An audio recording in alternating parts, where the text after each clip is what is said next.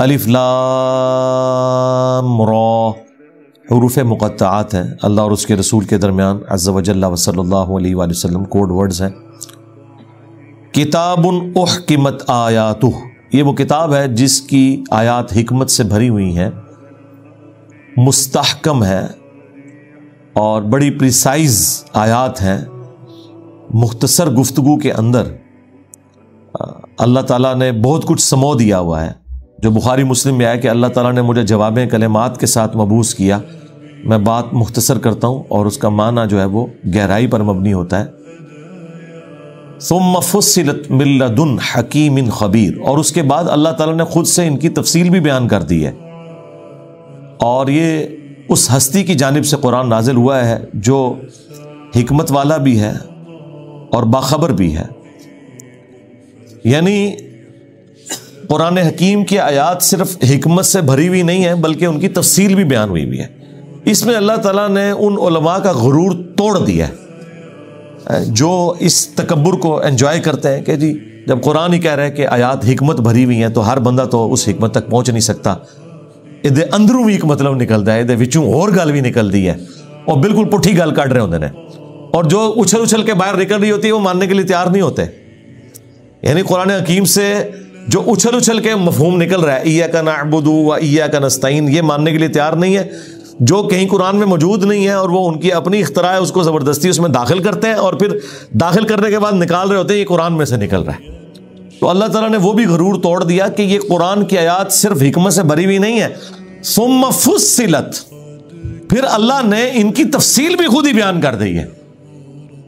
ہاں جی، جس کا ثبوت یہ ہے کہ شروع میں جو قرآن نازل ہوا ہے وہ قرآن حکیم میں اینڈ پہ ہے، پارہ نمبر 30، تو آپ دیکھیں وہ حکمت کی بھری ہوئی آیات ہیں، عقیدہ آخرت سے متعلق ہیں، چھوٹی چھوٹی صورتیں ہیں، چھوٹی چھوٹی آیات ہیں اور ٹاپک کنکلوڈ ہوئے ہیں۔ سورۃ العصر آپ دیکھیں مختصر سے الفاظ میں کنکلوڈ ہو گئی ہے، سورۃ الکوثر، سورۃ النصر اور باقی صورتیں آپ دیکھیں چھوٹی چھوٹی صورتیں ہیں، وہ شروع میں نازل ہوئی ہیں لیکن قرآن میں وہ اینڈ پہ رکھی گئی ہیں، تاکہ قرآن جب کوئی مکمل کر رہا ہو تو یہ نہ ہو کہ اینڈ پہ وہ ہیپی قرآن ختم کر کے تو سائڈ پہ ہو جائے، اس کو آخرت کا ڈر سنایا گیا۔ آخرت کا پورا ڈر جو ہے وہ پورے قرآن کے 29 پاروں میں ایک طرف اور 30واں پارہ ایک طرف، پاروں کی ڈویژن تو خیر بعد میں ہوئی ہے اور اس کے پیچھے بھی حکمت یہی تھی، اس طرح ڈیوائڈ کیا گیا اس اعتبار سے کہ وہ پورے کا پورا جو شروع والا قرآن کا حصہ تھا وہ آخری پارے میں اسے شفٹ کر دیا گیا۔ باقی یہ جو ترتیب اس کی قرآن کے مصحف کی ہے، یہ اگرچہ اس ترتیب میں نازل نہیں ہوا لیکن یہ ترتیب ہے توقیفی ہے، یعنی رسول اللہ کے بتانے پر موقوف ہے، اور نبی علیہ السلام کو حضرت جبرائیل علیہ السلام وحی کے ذریعے بتاتے تھے کہ اب یہ آیت نازل ہوئی ہے تو اس کو فلاں صورت میں رکھنا ہے۔ ساری صورتیں بھی کٹھی نازل نہیں ہوئی ہیں، یعنی یہ نہیں ہے کہ سورۃ البقرہ یکمشت نازل ہو گئی ہے، نہیں، سورہ بقرہ میں کچھ آیات ایسی ہیں جو غزوہ بدر سے پہلے نازل ہوئی ہیں، کچھ بعد میں نازل ہوئی ہیں، لیکن آج وہ ہمیں ایک جگہ اکٹھی مل رہی ہیں۔ تو وہ ترتیب جو ہے وہ ساتھ ساتھ حضرت جبرائیل علیہ السلام کرواتے تھے، جو بخاری مسلم میں آیا کہ ہر سال آ کے وہ دورہ قرآن نبی علیہ السلام کے ساتھ کرتے تھے، جتنا قرآن نازل ہوا ہے اور رسول اللہ اپنی کرائمنگ جو آپ نے کی تھی، جو آپ کو اللہ نے یاد کروایا تھا، اس کے ذریعے حضرت جبرائیل کو سناتے تھے، حضرت جبرائیل اسے کنفرم کرتے تھے کہ ہاں یہی ترتیب ہے، اور پھر آپ اسی کے مطابق ہی وہی لکھوایا کرتے تھے۔ لہٰذا یہ جو آج مصحف ہمارے ہاتھوں میں ہے، اگرچہ اس کے نزول کی ترتیب یہ نہیں ہے لیکن یہ جو خود ترتیب میں ہے یہ وہی ترتیب ہے جو لوح محفوظ میں ہے، بل ہوا قرآن مجید فی لوح محفوظ۔ لوح محفوظ میں بھی سورہ فاتحہ پہلے نمبر پہ ہے قرآن میں، اگرچہ بعد میں نازل ہوئی ہے، سورۃ العلق پہلے نازل ہوئی ہے لیکن قرآن میں وہ اینڈ پہ ہے 30ویں پارے کے اندر، لیکن یہ مصحف کی ترتیب وہی ہے جو اللہ تعالیٰ نے وحی کے ذریعے حضرت جبرائیل علیہ السلام کے ذریعے نبی علیہ السلام کو سکھائی ہے۔ تو اللہ تعالیٰ نے حکمت بھری آیات نازل کی، پھر ان کی تفصیل بھی بیان کر دی، اور سورہ ہود کے سٹارٹ میں یہ آیت آئی ہے تو اس کا مطلب ہے کہ سورہ ہود میں پھر وہ کھول کھول کے ساری چیزیں بیان ہو رہی ہیں۔ جو شروع میں مختصراً پارہ نمبر 30 میں اللہ تعالیٰ نے عذاب کا ذکر کیا، ٹھیک ہے، قوم صالح کا مختصر ذکر ہوا جو ان کی اونٹنی کے ساتھ ان کی امت نے کیا، لیکن یہاں پہ آپ کو وہ تفصیلی پورا ذکر ملے گا، تو یہ تفصیل بھی اللہ نے خود بیان کر دی ہے۔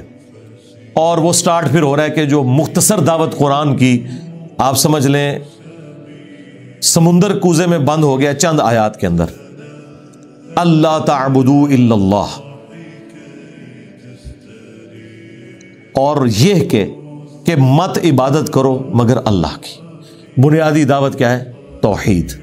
وہی وَقَضَىٰ رَبُّكَ أَلَّا تَعْبُدُوا إِلَّا إِيَّهُ، اور تمہارے رب نے یہ بات طے کر دی تھی کہ مت پوجنا کسی کو سوائے اس کے. یہاں پہ بھی توحید پہ پہلی بات ہو رہی ہے، اور تمام انبیاء کی بعثت کا مقصد بھی یہی ہے. سورہ النحل میں اللہ تعالیٰ نے فرمایا نا وَلَقَدْ بَعَثْنَا فِي كُلِّ أُمَّةٍ رَسُولًا أَنِ اعْبُدُوا اللَّهَ وَاجْتَنِبُوا الطَّاغُوتَ. ہر امت میں کوئی نہ کوئی رسول ہم نے بھیجا ہے. بنیادی دعوت یہی تھی کہ عبادت کرنی ہے اللہ کی اور طاغوت کی نفی کرنی ہے. یعنی اللہ کے مقابلے پہ لوگ جو کھڑے ہوئے ہیں، شیاطین ہیں انسانوں میں یا جنوں میں، ان کی آپ نے مخالفت کرنی ہے اور عبادت اللہ کی کرنی ہے. اچھا، قرآن کا کانسیپٹ ہے عبادت اللہ کی کرنی ہے. اللہ کو ماننا نہیں صرف کافی، اللہ کی ماننا بھی ہے. عبادت کا مطلب ہے ٹوٹل اوبیڈینس، حقوق اللہ، حقوق العباد، وہ عبادت ہے.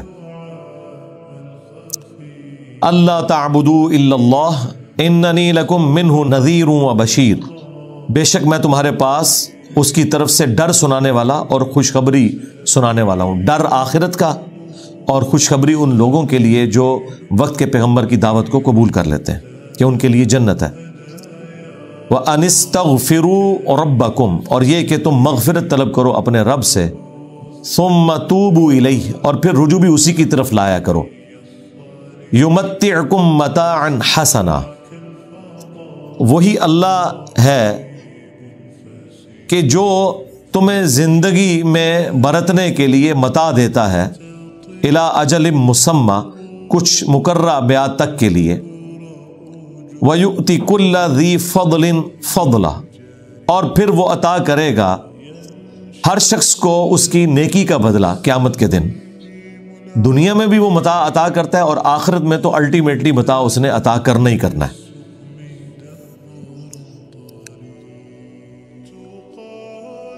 وَإِن تَوَلَّوْا، اور اگر یہ روگردانی کریں، فَإِنِّي أَخَافُ عَلَيْكُمْ عَذَابَ يَوْمٍ كَبِيرٍ، تو اے نبی ان سے فرما دو کہ بے شک مجھے تو اس بڑے دن کے عذاب کا خوف ہے کہ وہ تم پر آ جائے گا. اور یہ تمام پیغمبر یہی دعوت دیا کرتے تھے کہ اللہ کو مان لو، دنیا میں بھی تمہارے کے ساتھ وہ حسن سلوک والا معاملہ کرے گا، لیکن ظاہر ہے اس میں تکلیفیں بھی آئیں گی وہ، لیکن جھیلنا آسان ہو جائیں گی. اور آخرت کی ہمیشہ کی زندگی دے گا. اور اگر اس دعوت کو قبول نہیں کرو گے تو بڑے دن کا عذاب تمہیں آ پکڑے گا. یہ تمام رسول یہی دعوت دیتے تھے. ہمارے نبی نے بھی یہی دعوت دی. ہاں، ہمارے نبی علیہ السلام کے کیس میں عذاب ذرا ڈیفرنٹ شکل میں ہے، قتال کی شکل میں. غزوہ بدر اور احد اور خندق کی شکل میں کافروں پر عذاب آیا، جو اگلی امتوں پر آسمان سے چنگھاڑ کی شکل میں، پتھروں کی بارش کی شکل میں، سمندری طوفان کی شکل میں آتا تھا. ہمارے نبی علیہ السلام کے کیس میں وہ قتال کی شکل میں آیا. الی اللہ مرجعکم، تمہیں لوٹ کر اللہ ہی کی طرف جانا ہے. وہو علی کل شیء قدیر، اور وہ ہر چیز کے اوپر قدرت رکھتا ہے. یعنی یہ اس کی قدرت ہے کہ وہ مرنے کے بعد تمہیں دوبارہ زندہ کر لے گا. ایسا نہیں ہے کہ تم مر گئے تو اب تمہیں زندگی کسی نے نہیں کرنا اور آخرت کی کوئی زندگی نہیں آنے والی، ایسا نہیں ہے. الا انہم یثنون صدورہم لیستخفوا من، آگاہ ہو جاؤ جب وہ اپنے سینوں کو دوہرا کر رہے ہوتے ہیں اس ڈر سے کہ اللہ تعالیٰ سے وہ پردہ کر رہے ہوتے ہیں کہ وہ اپنے سینوں کو دوہرا کرتے ہیں، تو اللہ تعالیٰ سے تو کوئی پردے میں جا نہیں سکتا. الا حین یستغشون ثیابہم، اللہ تعالیٰ تو انہیں اس وقت بھی دیکھ رہا ہوتا ہے جب وہ اپنے کپڑوں میں لپٹے ہوئے ہوتے ہیں. اللہ سے تو کوئی پردہ کر ہی نہیں سکتا. یہ یعنی اس کانٹیکسٹ میں بخاری شریف میں آتا ہے کہ بعض صحابہ کرام وہ جب علیحدہ میں ہوتے تھے تو وہ اس وقت بھی کپڑے اتارتے ہوئے شرم و حیا محسوس کرتے تھے اور اپنے آپ کو یوں کلوز کرتے تھے. ظاہر ہے کہ اس وقت ایجوکیشن ہو رہی تھی کہ بھئی اللہ تعالیٰ ہمیں دیکھ رہا ہے تو ہم اپنے جسم کو پردے میں رکھیں. تو اللہ تعالیٰ نے فرمایا ہم تو تمہیں دیکھ رہے ہوتے ہیں جب تم اپنے بستر میں رات کو لپٹے ہوئے ہوتے ہو چادروں میں، تو اللہ تعالیٰ سے تو کوئی چیز چھپی ہوئی نہیں ہے. یعلم ما یسرون وما یعلنون، وہ تو جانتا ہے جو کچھ تم چھپاتے ہو اور جو کچھ تم ظاہر کرتے ہو. اور اس کا جاننا اتنا کامل ہے کہ انہ علیم بذات الصدور، بے شک وہ تو سینوں کے چھپے ہوئے رازوں کو بھی جاننے والا ہے۔ بلکہ سورہ المومن میں تو آئے گا وہ آنکھوں کی خیانت کو بھی جانتا ہے۔ یعنی بعض لوگ آنکھوں ہی آنکھوں میں کوئی اشارہ کرتے ہیں نا، اور کسی کے بارے میں اشارہ کر رہے ہو، وہ بندہ نہ بھی دیکھے لیکن اللہ تعالیٰ نے اس اشارے کو بھی نوٹ کیا ہوا ہے کہ یہ کہنا کیا چاہ رہا ہے۔ تو اللہ تعالیٰ سے کوئی چھپا نہیں سکتا اپنے معاملات کو۔ یہاں پہ ماشاءاللہ یہ پارہ نمبر 11 مکمل ہو گیا، اور اب آپ دیکھ لیں اتنی لمبی سورت ہے یہ۔ اس سورت کی 123 آیات ہیں ٹوٹل، 5 آیتیں جو ہیں وہ پارہ نمبر 11 میں ہیں، اور باقی پوری کی پوری سورت پارہ نمبر 12 کے اندر ہے۔ یہ جو معاملہ ہوا ہے نا سپاروں کے ساتھ، یہ اس لیے ہوا ہے کہ اس سپاروں کی ترتیب اللہ تعالیٰ کی طرف سے یا اس کے پیغمبر کی طرف سے یا صحابہ کرام کی طرف سے نہیں ہے، ورنہ یہ اس طرح ترتیب نہ ہوتی کہ سورت ٹوٹ گئی پاروں میں۔ ایک جو حسن تھا نا وہ ڈسٹرب ہو گیا۔ اس سے زیادہ آپ ڈسٹربنس دیکھیں گے سورت الحجر، اس کی ایک آیت پارہ نمبر 13 میں، پوری سورت الحجر 14ویں نمبر پارے میں ہے۔ اب یہ ایک لائن پتہ نہیں کس نے ایسے کر کے سپاروں کے صفحے گنے ہیں اور سپارے بناتی ہیں۔ یہ تابعین کے دور میں ہوا ہے۔ ایک آیت کو ادھر کر کے کیا ایڈوانٹیج لیا؟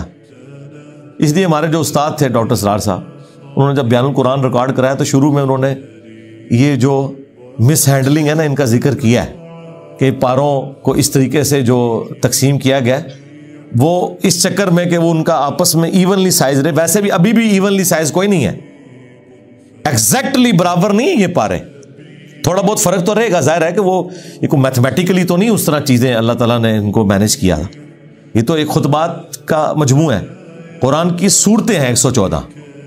اب جب انہوں نے اس کے صفحے برابر کرنے کے چکر میں اگر ایک لائن کو آگے لے جاتے، اور ویسے وہ بھی برابر کوئی نہیں ہوا ہے، وہ بھی اب آپ دیکھیں نا تو آخری صفحے جب آتے ہیں تو کاتب کچھ لفظ چھوٹے کرتا ہے کچھ بڑے کرتا ہے، تب جا کے پارہ مکمل ہوتا ہے۔ آپ کبھی دیکھیں یہ کوئی آٹومیٹکلی نہیں پارہ مکمل ہو جاتا، یا وہ سعودیہ سے جو قرآن چھپتا ہے اس کے ہر صفحے پہ آیت مکمل ہو رہی ہے، یہ تو اس سے بھی مشکل کام تھا، کیونکہ سپارہ تو آپ نے 30 جگہ پہ مکمل کرنا ہے، اور 400-500 صفحوں پہ انہوں نے وہ یہ قرآن ہے جو میرے ہاتھوں میں ہے۔ اب یہ دیکھیں اس کے آلموسٹ 600 سے اوپر صفحے ہیں، اور ایسی مہارت سے اس بندے نے لکھا ہے کہ ہر صفحے پہ آیت مکمل ہوتی ہے، تو وہ آٹومیٹکلی نہیں ہو رہی۔ وہ کیا کرتا ہے، کچھ الفاظ لمبے کر دیتا ہے، کھینچ کے آگے کر دیے، وہ گھسیٹ گھساٹ کے اس کو لے آتا ہے صفحے کے اوپر۔ وہ آپ کو فیل نہیں ہوگا، لیکن اب آپ غور سے دیکھیں گے تو آپ کو نظر آئے گا کہ بعض جگہ جا کے اس نے الفاظ چھوٹے کر دیے بڑے، کیونکہ میں نے آپ کی توجہ دلائی ہے، ورنہ تو آپ کہیں گے یار بڑا کس طرح انہیں ایک جیسی رائٹنگ لکھی، ایک جیسی نہیں ہے، چھوٹے بڑے ہیں الفاظ، وہ ان 30 پاروں میں بھی آپ کو نظر آئیں گے۔ تو اس طرح کرنے سے وہ پاروں کی ڈویژن جو ہے نا وہ اس اعتبار سے، ہاں منزلیں جو ہے نا وہ صحابہ کرام کے دور میں تھی، 7 منزلیں تھیں، تو دیکھ لیں ان میں کوئی سورت ٹوٹی بھی نہیں ہے، بالکل صورتیں ایونلی ڈسٹریبیوٹ ہیں۔ یہ قرآن کے تعارف کے شروع میں نے چیز بتائی تھی۔ تو اب یہ سورہ ہود اتنی بہترین سورت قرآن کی، آپ سمجھ لیں جو اگلے انبیاء کی دعوت کا سمجھ لیں ایک قسم کا خلاصہ اس حوالے سے، اس کی صرف 5 آیتیں پارہ نمبر 11 میں، اور باقی 118 آیتیں پارہ نمبر 12 کے اندر ہے۔ یہ بھی آگے شفٹ کر دیتے کوئی فرق نہیں پڑنا تھا، لیکن وہ چونکہ اب لکھنے والوں نے اس طریقے سے اس کو ڈیوائیڈ کرنے کی کوشش کی، اور وہ ہم نے دیکھ لیا۔ تو یہ جو شیعہ کے بارے میں مشہور کیا ہوا ہے وہ 40 پارے مانتے ہیں، بھائی ہم تو 30 پاروں کی ڈویژن کو بھی قرآن و سنت میں نہیں مان رہے، یہ تو بعد کے لوگوں کی ہے۔ اس لیے آپ دیکھیں سعودیہ سے جو قرآن کئی ایک چھپتے ہیں ان میں پارے بیچ میں کسی صفحے میں آ کے شروع ہو رہا ہوتا ہے، اس طرح رکوع کی ڈویژن یہ بھی بعد میں ہے، اور پارے کو 4 حصوں میں تقسیم کرنا ہے یہ بھی بعد کی ڈویژن ہے۔ اور اس سے بڑھ کر جو سب سے حیران کن بات ہے، آیات کے نمبر، یہ تو بہت بعد کی ڈویژن ہے۔ آیات کے نمبر تو ان لوگوں نے بھی نہیں لگایا جنہوں نے پاروں کی ڈویژن کی ہوئی تھی، اس لیے آپ کو پرانے جتنے قرآن ملیں گے نا ان میں آیات کے نمبر نہیں لکھے ہوئے، اینڈ پہ وہ یہ تے ہوا کرتی تھی فل سٹاپ کے طور پہ، پھر تے کے 2 نقطے اڑنا شروع ہو گئے، پھر دائرہ بنانا شروع کر دیا، سٹارٹ تے سے ہوا تھا، پھر دائرے اب آپ کو نظر آتے ہیں. لیکن ان ساری چیزوں کا فائدہ ضرور ہوا ہے، یہ جو آیات کی نمبرنگ کرنے کا. آج آپ کو آیت ڈھونڈنا آسان ہے. البتہ آیات کی جو مارکنگ ہے نا وہ نبی الاسلام کے مبارک دور میں تھی. ہاں، یہ پتا تھا کہ یہاں پہ آیت مکمل ہو رہی ہے. یہ خود حضور بتایا کرتے تھے صلی اللہ علیہ وآلہ وسلم کہ جی یہ آیت ادھر ختم ہو رہی ہے، یہ آیت ادھر ختم ہو رہی ہے. اس لیے تو وہ ابو داؤد میں، ترمذی میں حدیث ہے نا، قرآن میں 30 آیات کی ایسی صورت ہے جو اپنے پڑھنے والے کو بخشوا لے گی اللہ تعالیٰ سے. سورۃ الملک، یعنی نبی علیہ السلام نے جب کہا 30 آیات بولا تو اس کا مطلب ہے سورہ ملک کی 30 آیات نبی علیہ السلام کے زمانے میں تھیں. نمبر نہیں لگے ہوئے تھے، نمبر بعد میں لگے. یعنی اگر آج کوئی صحابی آ جائے اور ہم ان سے پوچھیں کہ جی ان اللہ وملائکتہ یصلون علی النبی اللہم صلی علی محمد وعلی آل محمد، یہ آیت کس پارے میں ہے؟ وہ کہیں گے مجھے تو نہیں پتا، ان کے زمانے میں تو پارے آئے نہیں تھے. ان سے پوچھیں کس سورت میں ہے؟ وہ کہیں گے ہاں سورت میں بتا سکتا ہوں، سورۃ الاحزاب میں ہے. آیت نمبر کون سی ہے؟ وہ کہیں گے نمبر میں گھن کے ہی دساں گا، ایک پاسوں شروع کرنا. ہم ڈائریکٹ کہیں گے 56 نمبر سورت آیت ہے جی، سورت نمبر 33 ہے. اچھا، آپ اگر ان سے یہ بھی پوچھیں نا کہ سورت نمبر کون سی ہے تو یہ بھی نہیں بتا سکیں گے. اس وقت سورتوں کو بھی نمبرنگ نہیں تھی، ترتیب تھی لیکن نمبر نہیں لگا ہوا تھا کہ یہ سورت نمبر فلاں ہے، یہ سورت نمبر فلاں ہے. یہ تو آج ہمیں پتا ہے نا کہ سورہ احزاب 33 نمبر سورت ہے. اسی طریقے سے سورہ انبیاء 21 نمبر سورت ہے. اس زمانے میں یہ نمبرنگ بھی کوئی نہیں تھی. تو اب یہ پارہ نمبر 12 ہمارا سٹارٹ ہو رہا ہے اور یہ مشہور آیت ہے. اور یہ آیت جب پچھلی دفعہ قرآن کلاس میں آئی تھی تو میں نے 1.5 گھنٹے کے 4 لیکچر دیے تھے ان شروع کی آیات کے اوپر. رزق اور تقدیر کا مسئلہ اور مسئلہ تقدیر کے حوالے سے، اور وہ 1.5 گھنٹے کے 4 لیکچر اس لیے ہوئے تھے کہ مسئلہ تقدیر پہ 200 آیات قرآن کی میں نے کور کی تھی، پورے قرآن سے 50 مقامات سے. جہاں کہیں کوئی آیت تقدیر کے اوپر تھی نہ وہ میں نے کور کی تھی. مسئلہ نمبر 103، 104A، 104B اور C. اور C میں تو جا کے میں نے بخاری مسلم کی مسئلہ تقدیر پہ جتنی حدیثیں ہیں جن سے بعض اوقات لوگ غلط رزلٹ نکالتے ہیں اور جبریہ والا عقیدہ رکھ لیتے ہیں کہ جی بس جو تقدیر میں لکھا ہے وہی ہو جانا ہے، ہمارے اختیار میں تو کوئی چیز نہیں، وہ میں ساری چیزیں اس میں کور کر چکا ہوں. وما من دابۃ فی الارض، اور زمین پہ چلنے پھرنے والی کوئی بھی مخلوق ایسی نہیں ہے، الا علی اللہ رزقھا، مگر یہ کہ اس کا رزق اللہ کے ذمہ کرم کے اوپر ہے. ہمیں تو چند ایک مخلوقات نظر آ رہی ہیں نا جن کا رزق آپ دیکھ رہے ہیں. ابھی اگر آپ کو ویل مچھلی کا رزق بتایا جائے جو پیسیفک میں اور اٹلانٹک میں آج بھی ہزاروں کی تعداد کے اندر ہے، ایک چھوٹی ویل مچھلی بھی ایک وقت کا 500 کلو گوشت کھا جاتی ہے، 500 کلو. اور جو بڑی ویل مچھلی ہیں وہ تو آپ چھوڑ دیں، 30 ہاتھیوں کے برابر بھی ویل مچھلی ہے. اتنی بڑی بڑی ویل مچھلی ہیں، 30 ہاتھی 30 ان کے برابر ایک ویل مچھلی. اس کا رزق بھی اللہ تعالیٰ پورا کر رہا ہے. آپ کو تو بس چڑیاں نظر آ جاتی ہیں زیادہ زیادہ، تو کسی کے دماغ میں آ سکتا ہے کہ یار چڑیوں کا رزق اللہ پورا کر رہا ہے، تو زیادہ زیادہ اتنا ہی دماغ میں رزق آتا ہے. آپ ذرا ان جانوروں کے بارے میں سوچیں، اتنے بڑے بڑے جانور سمندر کے اندر. خشکی میں تو اتنے بڑے جانور ہی نہیں ہیں جتنے پانیوں کے اندر موجود ہیں، اور ان تمام کے رزق کی ذمہ داری اللہ تعالیٰ نے لی ہوئی ہے. لیکن یہ رزق کی ذمہ داری ہے کوشش کے ساتھ جڑی ہوئی ہے. یہ نہ سمجھیں کہ ویل مچھلی کے منہ میں آگے اللہ تعالیٰ کو چیز ڈال دیتا ہے، نہیں، کوشش کرنی پڑتی ہے. انسان کو بھی کوشش کرنی پڑتی ہے. اللہ نے دنیا کو اسباب کے ساتھ جوڑا ہوا ہے. ہاں کوشش کرو گے رزق ملے گا.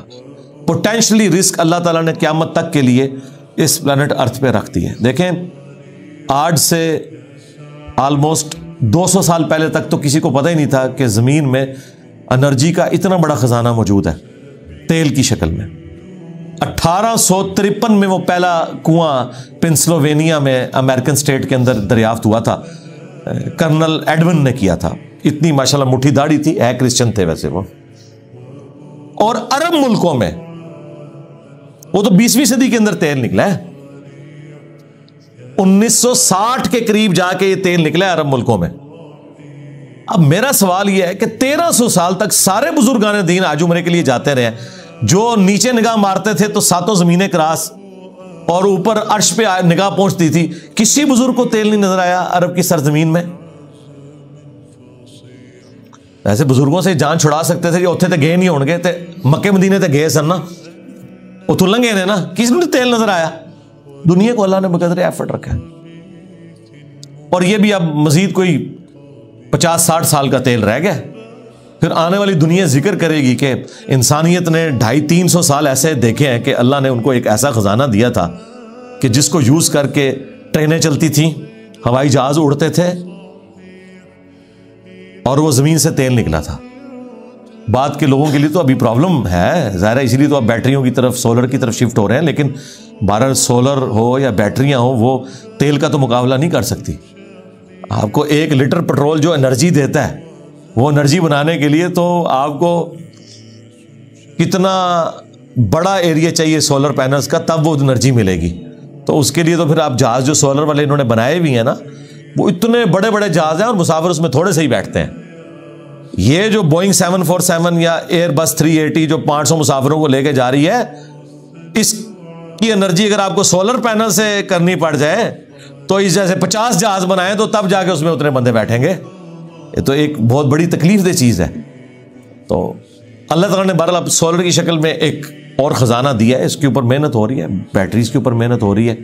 تو اللہ نے پوٹینشلی رزق انسانیت کا، اور رزق میں صرف کھانا پینا نہیں ہے، تمام ضرورت کی چیزیں۔ اس وقت تو ہمارا رزق، وہ مجھے اشفاق احمد صاحب کی بات یاد آئی، وہ کہہ رہے تھے 1960 میں وہ کہہ رہے تھے کہ میری تنخواہ کا 10% کیا 5% بھی ان چیزوں پہ نہیں لگتا تھا جن چیزوں پہ اب آ کے میری تنخواہ کا 80% لگ رہا ہے، کیونکہ اس وقت انسان کی بنیادی ضرورتیں نہیں ہوتی تھیں۔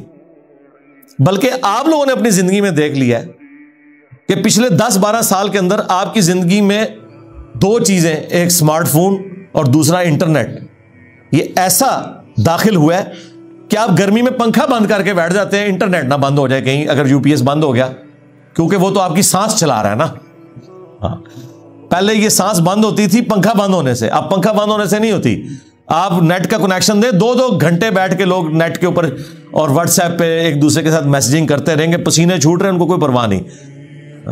پنکھا بند ہے، کوئی پرواہ، نیٹ بند کر دے، پنکھا چلتا رہے، وہ کہیں گے جی زندگی سے موت بہتر ہے۔ یہ ہو گیا ہوا ہے۔ تو یہ تو آپ کی زندگی میں ابھی یہ انٹر ہوئی ہے نا چیز، الیکٹریسٹی ایک بنیادی ضرورت بن چکی ہوئی ہے۔ یہ سارا رزق ہے، اللہ کی نعمتیں ہیں اللہ تعالیٰ کی، اور اللہ تعالیٰ یہ ساری نعمتیں وقت کے ساتھ ساتھ ایکسپلور کروا رہا ہے، پوٹینشلی زمین کے اندر موجود تھیں۔ تو اللہ تعالیٰ فرماتا ہے تمام چلنے پھرنے والوں کے رزق کی ذمہ داری ہمارے اوپر ہے۔ وَيَعْلَمُ مُسْتَقَرَّهَا وَمُسْتَوْدَعَهَا، اور اللہ تعالیٰ کو ہر جاندار کے ٹھہرنے کی جگہ بھی معلوم ہے، اور الٹیمیٹلی جہاں اس نے سپرد ہونا ہے وہ جگہ بھی معلوم ہے۔ اللہ اکبر۔ ٹھہرنے کی جگہ تو آپ کو سمجھ آ رہی ہوگی کہ اللہ تعالیٰ کو یہ پتا ہے کہ کس انسان نے کہاں پہ رکنا ہے، کس شیر نے کس غار میں رہنا ہے، کس مگر مچھ نے کس میٹھے پانی میں گزارا کرنا ہے، کون سی ویل مچھلی کس سمندر میں ہے، اور کہاں کہاں اس نے اپنا وقت گزارنا ہے۔ صرف یہ اللہ کے علم میں نہیں، وَمُسْتَوْدَعَهَا، اس نے مر کے جہاں پہ جانا ہے وہ جگہ بھی اللہ کو معلوم ہے۔ کس کی قبر جو ہے وہ مٹی کا ڈھیر بننی ہے، کس کی قبر سمندر میں بننی ہے، کس کی قبر شیر کے پیٹ میں بننی ہے، کس نے ایئر کریش میں ہواؤں میں بکھرنا ہے۔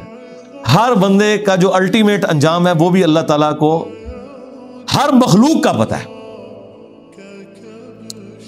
سورۃ النام میں تو آیا ہے کہ کوئی پتا نہیں گرتا، نہ خشکیوں میں نہ سمندروں کے اندر، اور نہ کوئی دانہ پھوٹتا ہے کسی زمین کی گہرائی میں، مگر وہ اللہ کے علم سے، اور اللہ نے پہلے ہی لوح محفوظ میں لکھ لیا ہوا ہے کہ یہ ایسے ہوگا۔ یہ اس سے بھی اگلا ورژن ہے کہ نہ صرف وہ کام ہونے کے بعد اللہ کو پتا چلتا ہے، ہونے سے پہلے بھی اللہ نے اپنے علم میں رکھا ہوا ہے، اور علم میں نہیں لکھ کے رکھا ہوا ہے کہ یہ ایسا ہوگا۔ اور یہاں پہ بھی وہ ذکر آ گیا کہ رزق بھی اللہ کے ذمہ ہے، اور وہ جانتا ہے ہر بندے کی، ہر مخلوق کے ٹھہرنے کی جگہ اور الٹیمیٹلی سپرد ہونے کی جگہ۔ کل فی کتاب مبین، اور ہر چیز ایک روشن کتاب میں لکھی ہوئی ہے۔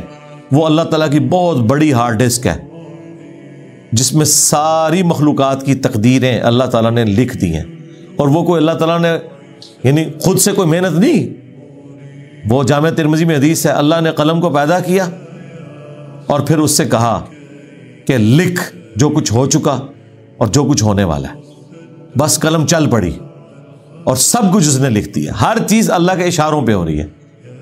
وَهُوَ الَّذِي خَلَقَ السَّمَاوَاتِ وَالْأَرْضَ فِي سِتَّةِ أَيَّامٍ، وہی اللہ ہے جس نے آسمانوں کو اور زمین کو 6 دنوں میں پیدا کیا۔ اللہ تعالیٰ چاہے تو آنے واحد میں بھی پیدا کر سکتا ہے۔ اکثر اس آیت کے اوپر لوگ سوال بھی پوچھ رہے ہوتے ہیں، اور یہ آیت قرآن میں 5-6 جگہ پہ مختلف انداز میں آئی ہے۔ سورۃ الاعراف میں بھی میں تفصیلی گفتگو کر چکا کہ اللہ تعالیٰ نے زمین و آسمان کو 6 دن میں پیدا کیا۔ وہ کہتے ہیں 6 دن کیوں لگ گئے؟ پہلی تو یہ بات کلیئر کر لیں کہ یہ 6 دن سے مراد یہ 24 گھنٹے کے 6 دن نہیں ہے، یہ ایک دن اربوں سال کا بھی ہو سکتا ہے۔ اس کی تفصیلات ہمیں نہیں بتائی گئی ہیں کیونکہ اس وقت تو یہ 24 گھنٹے کا سلسلہ نہیں تھا، لانگ پیریڈ آف ٹائم بھی ہو سکتے ہیں یہ 6، یہ اللہ کے علم ہے کہ وہ کتنے لمبے تھے۔ لیکن یہ اس بات کا ثبوت نہیں ہے کہ اللہ تعالیٰ آنے واحد میں ایسا نہیں کر سکتا، نہیں، یہ اللہ تعالیٰ کی قدرت کی ایگزیکیوشن ہے کہ فیصلہ تو سیکنڈز کے بھی کروڑویں حصے میں ہوا، کن فیکون، اس کی جو ایگزیکیوشن ہے نا فیصلے کی، وہ اللہ تعالیٰ نے ہر مخلوق کے لیے ڈیفرنٹ رکھ دی ہے۔ انسان ماں کے پیٹ میں 9 مہینے گزارتا ہے، لیکن فیصلہ ہو چکا ہے کہ انسان نے پیدا ہونا ہے، اس کی ایگزیکیوشن 9 مہینے میں ہوئی۔ ہاتھی کا بچہ 22 مہینے رہتا ہے، پھر وہ کمپلیٹ ہوتا ہے، اور مرغی کا چوزا صرف 22 دن میں کمپلیٹ ہو کے انڈے سے باہر آ جاتا ہے، اور خرگوش 1 مہینے کے اندر بچہ مکمل ہو کے باہر آ جاتا ہے، اور بیکٹیریاز اور وائرسز یوں ڈیوائیڈ ہوتے ہیں، سیکنڈز کے اندر کروڑوں کی تعداد میں وائرسز اور بیکٹیریا بن جاتے ہیں جب ان کی ڈویژن شروع ہوتی ہے۔ تو یہ بھی اللہ نے ورژن رکھا ہے، وہ ورژن بھی رکھا ہے۔ آم کی گٹھلی میں سے پودا نکلتا ہے، ڈیسیژن ہو جاتا ہے، لیکن 8 سال لگتے ہیں پہلی دفعہ پھل لگنے کو، تو وہاں پہ 8 سال ہے۔ تو یہ اللہ تعالیٰ نے مختلف ورژن رکھے ہوئے ہیں، یہ اللہ کی قدرت کا اظہار ہے مختلف اشکال میں۔ سب سے بڑا آپ اظہار یہ دیکھیں، کیا اللہ تعالیٰ اپنے آپ کو منوانے کے لیے کسی پیغمبر کا محتاج ہے، کسی کتاب کا محتاج ہے؟ نہیں، لیکن اللہ تعالیٰ نے پیغمبروں کے ذریعے اپنی شناخت کروائی۔ تو یہ اللہ تعالیٰ کا فیصلہ تھا کہ میں اس طریقے سے معاملات کو لے کے چلوں گا، اور یہ جو میں بات کر رہا ہوں یہ قرآن میں موجود ہے۔ سورہ الشعراء کے سٹارٹ میں اللہ تعالیٰ نے فرمایا کہ اے نبی، اگر ہم چاہیں نا تو آج یہ آسمان سے ایک ایسی نشانی نازل کریں کہ سب لوگ پلانٹ ارتھ پہ جتنے ہیں نا، سب کے سب اس کی طرف جھک جائیں اور ایمان لے آئیں۔ یہ تو قرآن میں درجنوں جگہ آیا ہے، ہم چاہتے تو سب کو ہدایت دے دیتے، یعنی اگر زبردستی کو معاملہ کرنا چاہتے، اللہ کے لیے تو کوئی مشکل نہیں تھا۔ تو یہ اللہ تعالیٰ کی سنت ہے۔ تو یہاں پہ بھی جو 6 دن میں زمین و آسمان کی پیدائش، پھر ان 6 دنوں کا بریک اپ جو ہے نا وہ سورہ حامیم السجدہ میں آیا ہے، 41 نمبر جو سورت ہے، سورہ فصلت، کہ 2 دن میں یہ ہوا، پھر 2 دن میں یہ ہوا، اور پھر 2 دن میں یہ ہوا۔ وہ انشاءاللہ جب وہاں پہ آئے گا میں تفصیل کے ساتھ اس کا بریک اپ بھی آپ کو بتاؤں گا۔ تو یہ اللہ تبارک و تعالیٰ نے اپنی قدرت کا اظہار فرمایا۔ تو یہ 6 دن میں بنانے کا یہ قطعاً مقصد نہیں ہے کہ یہ 1 دن میں نہیں بن سکتے تھے یا 1 سیکنڈ میں نہیں بن سکتے تھے، نہیں، اللہ تعالیٰ نے سنت ایسی رکھی ہے کہ وہ اس طریقے سے ہی معاملات کو لے کے چلتا ہے۔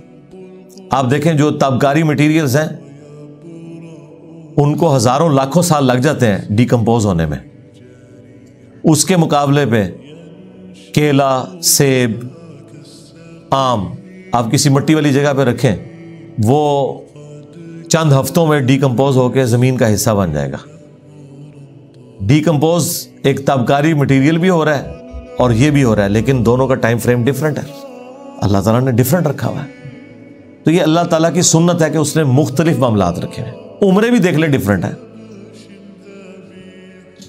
آپ یہ ٹوٹل دیکھیں جو مرغیاں اور مرغے آپ گھر میں رکھتے ہیں، میکسیمم 7 سے 10 سال ان کی عمر ہوتی ہے، لیکن ڈیٹیلڈ لائف ہے کہ ان کی پوری اس میں گزر رہی ہے، سیٹسفائی ہے اس کے اندر۔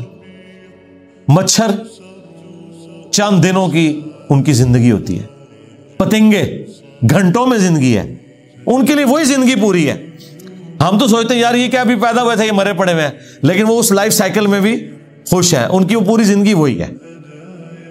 انسانوں کی زندگی وہ صحیح بخاری میں حدیث ہے، نبی علیہ السلام نے فرمایا جس کو اللہ تعالیٰ نے 60 سال دے دیے اس پہ حجت تمام کر دی۔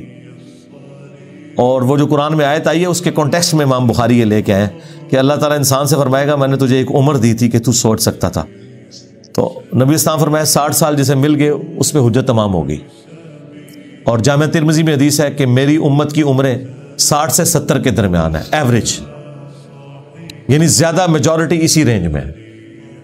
تو اب جن کی 100 سال ہیں ان کو تو 50 سال تو کم ہی عمر لگ رہی ہوتی ہے، لیکن آپ جو 30-40 پہ 50 پہ پہنچے ہوئے ہیں وہ ذرا سوچیں کہ کتنے لوگ ہیں جو ان کے ساتھ کے فوت ہو چکے ہیں اور کتنے لوگ ہیں جو ان کے بعد پیدا ہو کے بھی فوت ہو چکے ہیں۔ ہاں آپ ذرا قبرستان میں جائیں، آج 2023 چل رہا ہے نا، تو یہ 21ویں صدی شروع ہوئے آلموسٹ مشکل سے 23 سال ہوئے نا، تو آپ کو درجنوں کے سینکڑوں قبریں ایسی ملیں گی کہ جو لوگ 2001 کے بعد پیدا ہو کے فوت بھی ہو چکے ہیں قبروں کے اندر ہے۔ تو ہر بندے کی اللہ نے لائف سپین ڈیفرنٹ رکھا ہوا ہے، تو مخلوقات کا بھی ڈیفرنٹ، پھر ہر مخلوق میں آگے جو سب ڈویژن ہے وہ بھی ڈیفرنٹ۔ تو اللہ تعالیٰ فرماتا ہے کہ اس نے آسمانوں اور زمین کو 6 دنوں میں پیدا کیا، وَكَانَ عَرْشُهُ عَلَى الْمَاءِ، اور اس وقت اس کا تخت پانیوں پر تھا، لِيَبْلُوَكُمْ أَيُّكُمْ أَحْسَنُ عَمَلًا، اور یہ زمین و آسمان کی پیدائش کا مقصد یہ تھا کہ اللہ تعالیٰ جانچے کہ تم میں کون اچھے اعمال کرتا ہے۔ لو جی، یہ قرآن اپنے مقدمے میں بالکل واضح ہے کہ یہ کائنات پیدا کرنے کا مقصد صرف یہ ہے کہ انسانوں کو جانچا جائے اور جنات کو جانچا جائے کہ ان میں سے کون اچھے اعمال کرتا ہے۔ وَمَا خَلَقْتُ الْجِنَّ وَالْإِنسَ إِلَّا لِيَعْبُدُونَ۔ یہ اکثر آپ کو جذبات میں لوگ کہتے ہوئے نظر آتے ہیں کہ یہ کائنات رسول اللہ کے لیے پیدا کی گئی ہے، اس کائنات کو پیدا کرنے کا مقصد یہ تھا کہ اللہ تعالیٰ نے نبی علیہ السلام کو پیدا کرنا تھا۔ یہ اتنا بڑا ٹروتھ ہے کہ ایٹ لیسٹ اس کی جگہ قرآن میں بنتی ہے۔ مجھے بتائیں، یہ پوری کائنات پیدا کرنا، یعنی سب سے بڑا اگر کوئی یونیورسل ٹروتھ ہو سکتا ہے نا، وہ یہ ہے ہم کیوں پیدا ہوئے، یہ کائنات کیوں بنائی گئی۔ اس سے بڑا ایک ہی سوال ہے کہ کس نے بنائی۔ جب آپ اس ہستی تک پہنچ جاتے ہیں نا، تو اس کے بعد دوسرا سوال یہ ہے کہ اللہ نے یہ اتنا بڑا ڈیسیژن کیوں کیا ہے، کیا چاہتا ہے اللہ تعالیٰ۔ تو آپ کو بتاتے ہیں کہ یہ اس لیے کہ یہ ایک عاشق اور معشوق والا معاملہ وہ کر کے، اور اللہ اور اس کے رسول کے ساتھ اسے جوڑ کے وہ کہتے ہیں کہ جی وہ اللہ تعالیٰ نے فرمایا کہ اے نبی میں تجھے نہ پیدا کرتا تو یہ کائنات پیدا نہ کرتا۔ وہ روایت موجود ہے، ایک جعلی روایت گھڑی ہوئی المستدرک للحاکم کے اندر ہے، لیکن میں اکثر کہتا ہوں یہ اتنی بڑی بات ہے کہ اس سے بڑا کوئی یونیورسل ٹروتھ نہیں ہو سکتا، تو قرآن تو اس سے خالی ہے۔ اور وہ اس کو اس کے ساتھ جوڑتے ہیں کہ سورۃ الاعراف میں جو آیا ہے دعا باقاعدہ اللہ نے بتا دی، لیکن ان کی تسلی نہیں ہوئی ہے۔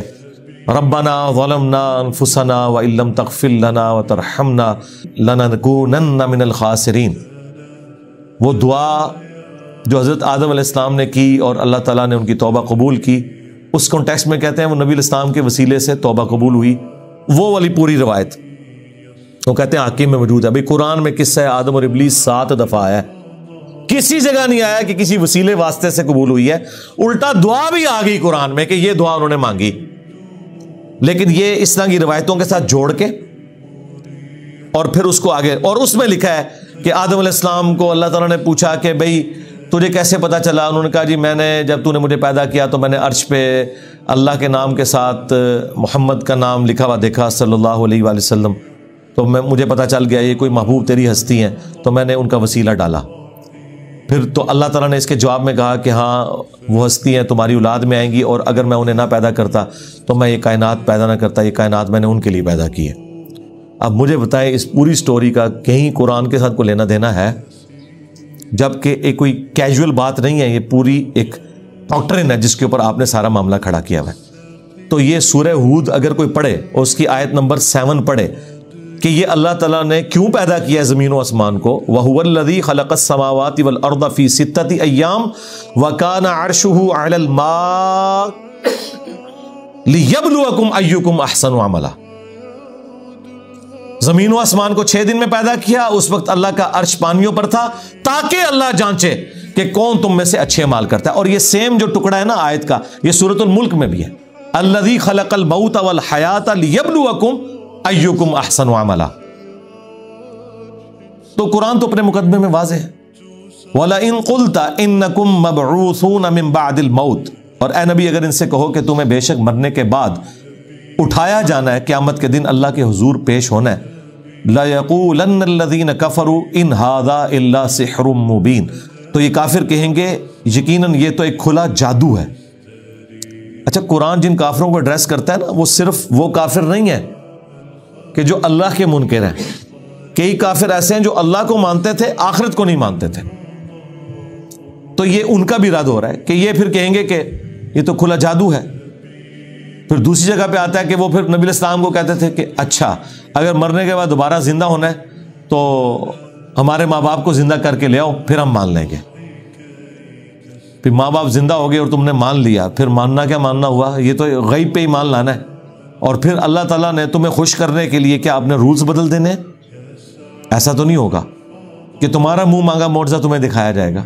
معجزہ تو وہ ہوگا جو اللہ چاہے گا دکھایا جائے گا. پھر اللہ تعالیٰ نے اس کے جواب میں یہ بھی کہا کہ تم سے پہلے جن لوگوں کو میں نے منہ مانگے معجزے دکھائے تو ایمان تو وہ بھی نہیں لے کے آئے تھے. یہاں پہ بھی آ جائے گا آگے چل کے. قوم سمود نے ڈیمانڈ کی تھی کہ ایک اونٹنی پہاڑ میں سے نکلے, نکل آئی, پھر کافر ہو گئے, مانا تو پھر بھی کوئی نہیں. عیسیٰ علیہ السلام کو اللہ تعالیٰ نے یہ معجزہ دیا کہ مردے زندہ کر دیتے تھے, تو کیا سارے رومنز اس وقت ایمان لے آئے؟ یہودی ایمان لے آئے؟ کوئی بھی نہیں ایمان لے کے آئے. 12 بندے صرف ایمان لے کے آئے, اور وہ ایمان اس معجزے کی وجہ سے نہیں لائے ہوئے تھے, ویسے ہی ایمان لا چکے ہوئے تھے. کوئی پاپولیشن میں اضافہ نہیں ہوا. یہ آج جو آپ کو اتنی دنیا میں اتنے بڑے لیول پہ کرسچینٹی نظر آ رہی ہے, یہ تو ایک رومن بت پرست بادشاہ تھا کانسٹنٹائن II, جس کے نام پہ قسطنطنیہ کا شہر ہے, وہ مسلمان ہو گیا تھا, یعنی اس زمانے میں کرسچن.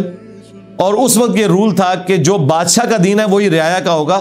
تو گن پوائنٹ پہ پوری رومن امپائر کرسچن ہو گئی تھی. یہ کوئی کنوکشن کے ساتھ انہوں نے دین نہیں قبول کر لیا تھا.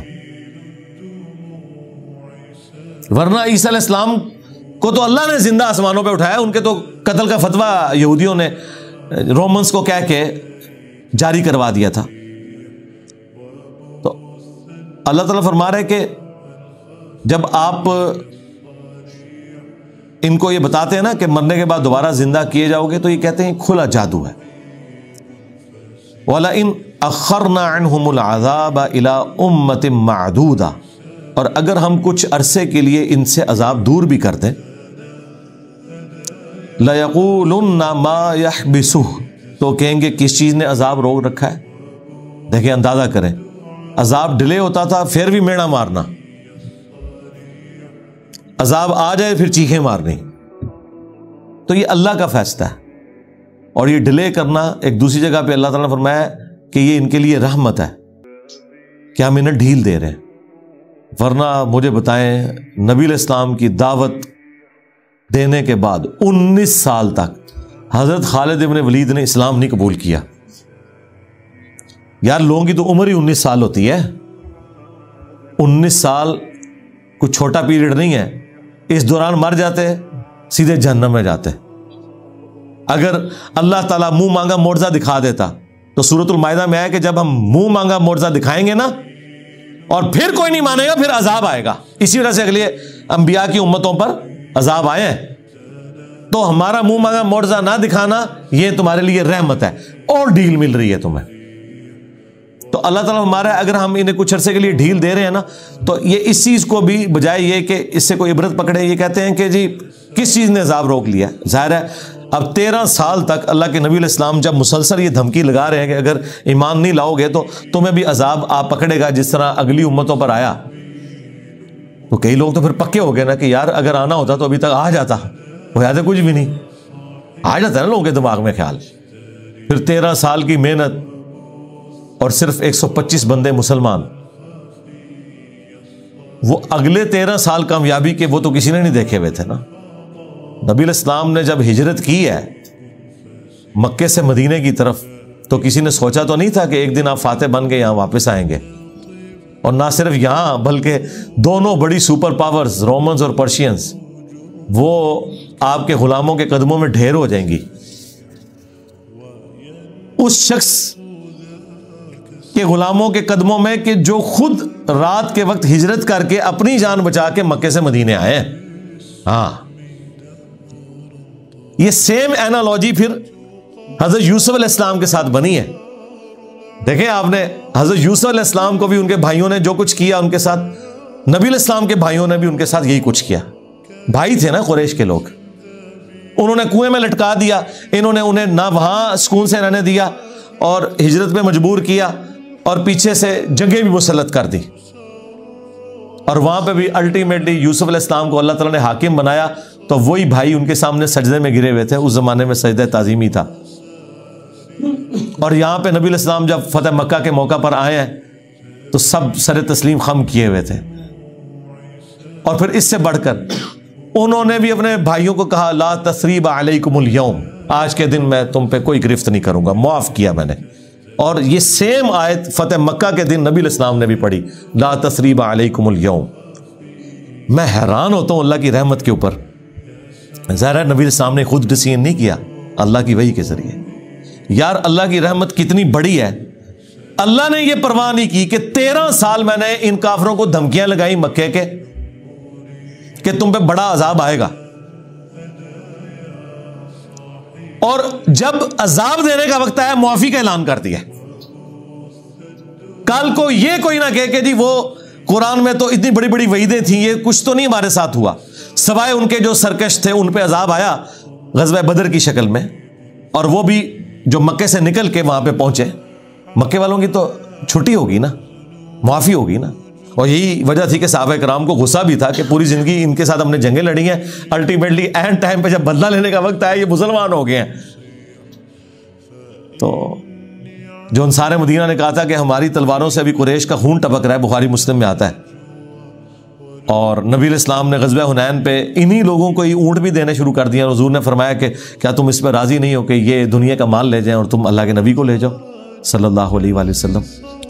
تو اللہ تعالیٰ نے اپنی رحمت کا غلبہ ایسا فرمایا کہ نہیں دیکھا کہ پورا قرآن دھمکیوں کا, یعنی ایک سمجھ لیں مکی قرآن جو 2/3 حصہ ہے وہ دھمکیوں کے اوپر مشتمل ہے, لیکن اینڈ رزلٹ یہ ہوا کہ ساروں کو معافی ہو گئی ہے, ایمان قبول کر لیا انہوں نے. تو اللہ تعالیٰ کی بہت بڑی رحمت ہے. تو اللہ تعالیٰ فرماتا ہے کہ اگر ہم ان سے عذاب پھیر دیں کچھ عرصے کے لیے تو یہ کہتے ہیں کدھر گیا وہ عذاب. الا یوم یأتیہم, آگاہ ہو جاؤ کہ جب وہ عذاب آ جائے گا, لیس مصروفا عنہم, پھر وہ پھرے گا نہیں, وحاق بہم ما کانوا بہ یستہزئون, پھر وہ عذاب انہیں آ گھیرے گا جس کا وہ مذاق اڑایا کرتے تھے. لیکن سرکار یہ جب آیات نازل ہو رہی تھیں کسی کے وہم و گمان میں بھی نہیں تھا کہ ایسے نہیں ہوگا.